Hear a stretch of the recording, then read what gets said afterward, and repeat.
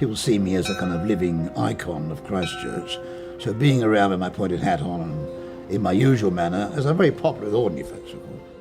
But I've emerged from my shadows over the collapse of Christchurch structure, because the whole city structure's fallen apart. A familiar face for almost 40 years. And now the Wizard of New Zealand's on a crusade to save the Christchurch Cathedral. That building can be saved easily and restored and made perfectly safe. But who really is this man? Well, back in England, he started off as Ian Brackenbury Channel. Well, I began as an unusual child in that I couldn't take life very seriously. I live out my own dreams, which are not quite the same, and therefore imagination's been very important to me. But when I went to the government school at the age of 6, I was horrified. I couldn't dance, I couldn't sing, I had to sit down all day long, it got me bored stiff. That became the beginning of a great period of suffering of what happened to me in schools. I finally discovered something that made my life worthwhile, the Boy Scout movement. That was marvellous. It went back to another world, the world of the hunter-gatherers, the primitive, the campfires, the storytelling round the fire, learning to live away from women and do your own food and make your own bed. And from the Boy Scouts to the real deal, a chance to join the Air Force. So off we went to pilot's training school, and then after a few weeks there, we had this announcement made that we'd be going to Canada to train as navigators. And I got my navigation, which I really enjoyed doing navigation. Again, it's like being the Scouts again. You're up there in the sky above a tundra, so you couldn't use maps. There was no radar in Canada at the time. And after the Air Force, life took a different turn. He got a degree and headed for Australia. They did need someone, though, for the new School of Sociology opening up in Sydney, New South Wales University, and started my own student power movement called the Fun Revolution, which students would use practical jokes to annoy the academics and get better teaching methods and better toilets and generally improve their conditions on the campus. And the fun continued. He created Alf's Imperial Army, an odd collection of students who backed the Queen and supported peace. But all this was just too much for those academics. They were too dull, dreary and dry. And out of all this, the tremendous hatred, my professor got so angry he stopped my thesis, finished my career in that respect. But I need to be on the campus in a role that can't be controlled by the academics, who I don't trust. And he said to me, well, okay, if the students agree, but what do you want to do? I said, I want to be called a wizard. And his face fell. I mean, this is what? Yeah, I think it's a good idea to be a wizard right now. See, wizards don't come under the control of the church or the universities. They're kind of somewhere in between, a sort of wise man in a free operating system.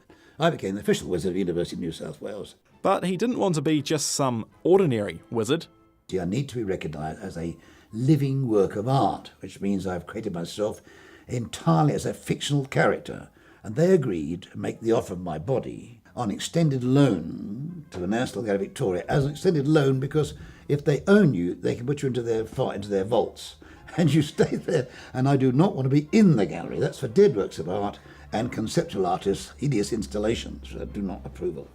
We're now up to the 70s, and the British legacy attracted the wizard to Christchurch.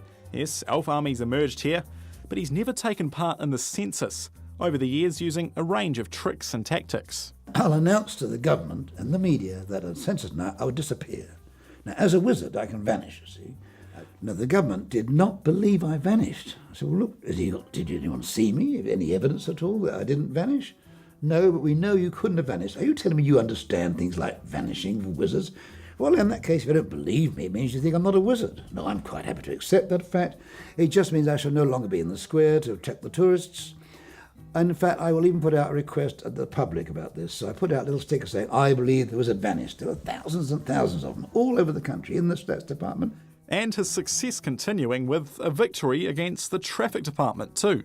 It took me 20 years to get the traffic police to give me a special wizard's licence, and they did. But at least it has Wizard the on my driving licence, and tourists can't believe it. I showed them that licence. Good old traffic police. I love the police. They're just ordinary people, you see. It's the lawyers I don't trust. But someone he does trust, that's his longtime fiancée Alice. Meeting in the 70s, she's banked on him ever since, and that's despite his strong and pretty notorious views on women. She doesn't care what I think or what I say. She's got her own world to live. I said, I like women like that. I don't want any women who try to use me. I don't want to use them except for money. I do need their money. And I found women like having the upper hand financially. They actually like the feeling of having the cash. And I'm quite happy for them to have the money. I don't want to control them using money. I would use other tricks. Keep them laughing, razzle-dazzle them. So he's fought for fun, created controversy, and of course razzle-dazzled, but his proudest moment was in 2009. Being presented with the Queen's Service Medal by the Governor-General for services to wizardry. I mean, how can anyone get away with a thing like that? The Queen's Service Medal for being a wizard? It's superb. No one in the history of mankind has been such a cheeky devil as I am. I get away with bloody murder. I tell you, it's an outrageous thing to happen. It was a great moment. And we've seen a more serious side to the wizard since the Quakes, with his passion in saving the cathedral, arranging rallies, newspaper ads, and his daily bell-ringing ceremony, the tones echoing through to the square every day since the demolition was announced. This is a death sentence for our beautiful cathedral. But the cathedral is not just beauty, it's about truth, it's about honesty, it's about spiritual values, it's about Christchurch's future as an economic city with some tourism. It's just perfect. Little trams. So that's what it's about, isn't it? It's like the Eiffel Tower. How can they do this? The city cordon's just being reduced, and the wizard has the chance to see his much-loved building and square up close again.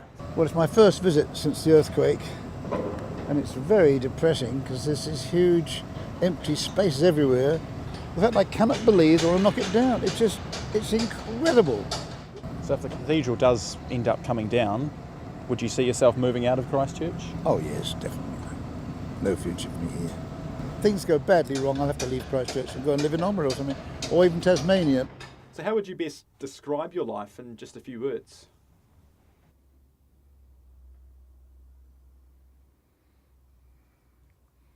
Well, I thought my epitaph on my tombstone would be something like, out of nothing I come just to have fun.